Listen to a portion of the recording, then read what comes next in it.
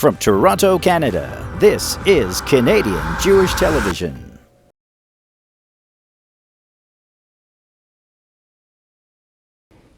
I have to tell you something. Can I tell you something? You make a confession. It's so great to see you. I'm not sure when the last time we saw each other was. I mean, years ago. Sure, yeah. Sure. And interesting fact that Aaron and I started our careers together. We cut our teeth on Rogers Television. When was the year? I don't even know the I'm year. not admitting to that. I just know we were two pishers and now we're two putzes. That's all I know, really. Hey, man.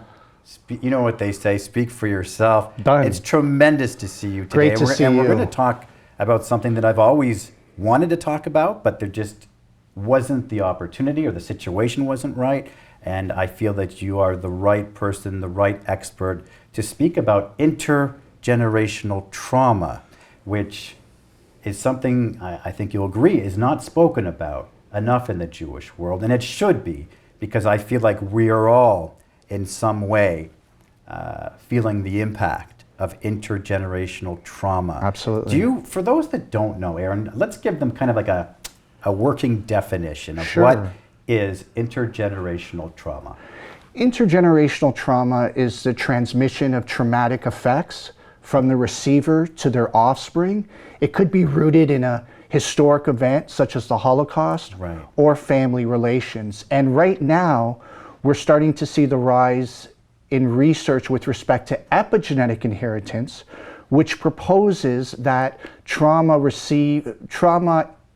the receiver of trauma passes it on genetically and biologically to their offspring. So this is a very new concept that I think is important for Holocaust survivors of any type of genocide or war environment to be mindful of, because far too often we tend to blame ourselves for our trauma or our anxiety, and we need to understand it's not a choice. There are those out there that are going to play the devil's advocate with us here. They're going to say, well, now you have another excuse to blame somebody else for your plight in life. And I want to make it clear that's not what we're here to do. We're here to talk about something that is becoming very scientific, as you mentioned, biologically proven. Now this is a game changer. We need to remove ourselves from these ideas of tribalism, and we need to look at it in the totality. Whether you're Jewish, whether you're Muslim, whether you're Buddhist, whether you're Hindu, Christian, or Catholic,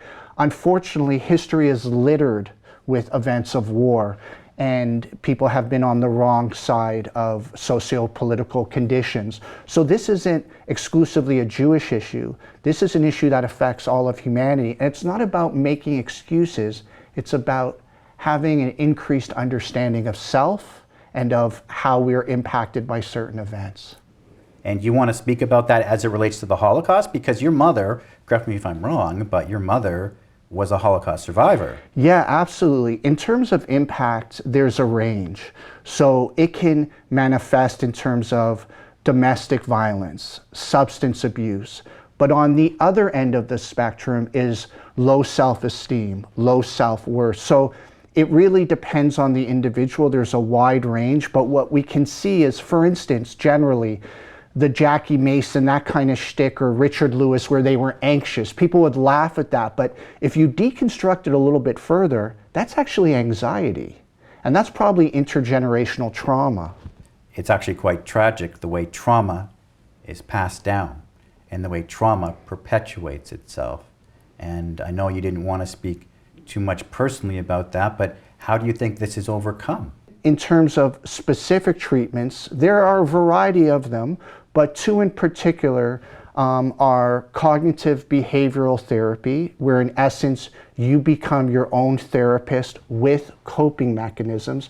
And another one I think people will be able to relate to conceptually is narrative therapy. So basically it's disrupting that internal dialogue. So if you have depression and anxiety, you may start feeding yourself these ideas that I'm a loser.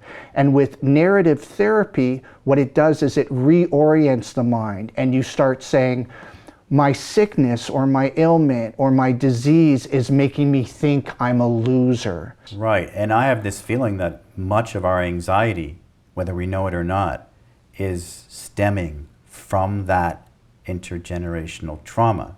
So what can we say to people to encourage them to try to deal with this? Well, I think People who are watching now. I think it's very important to, first of all, understand that this wasn't a choice. This is more a disease and an ailment. So we need to not persecute ourselves for what we're experiencing and to go out and get help. You and I grew up in a generation where, you know, toxic masculinity is a popular term, but I think it's applicable to our generation in terms of medication or seeking treatment. You were somehow seen as less than or weak or not as masculine.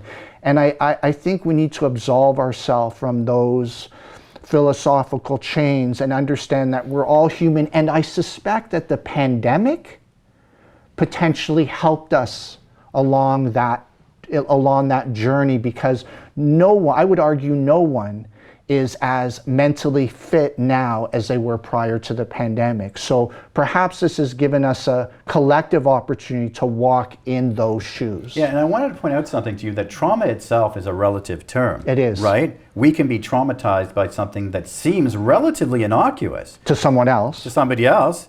And so it's fair to say that we are always experiencing some form of trauma throughout our life. Do you think there's such a thing as good trauma? Or is that only trauma that you've processed through and healed yourself from? Yes, the latter. I think you can turn a traumatic event into a good situation. It could serve as the fuel to want to create change for yourself and for other people. But I think one thing that you and I have discussed is we have to overcome these barriers. So the question is, why are there barriers to addressing this issue? And one, some people could look at it as a trigger. Some people don't want to see themselves as a victim, and you have survivor shame.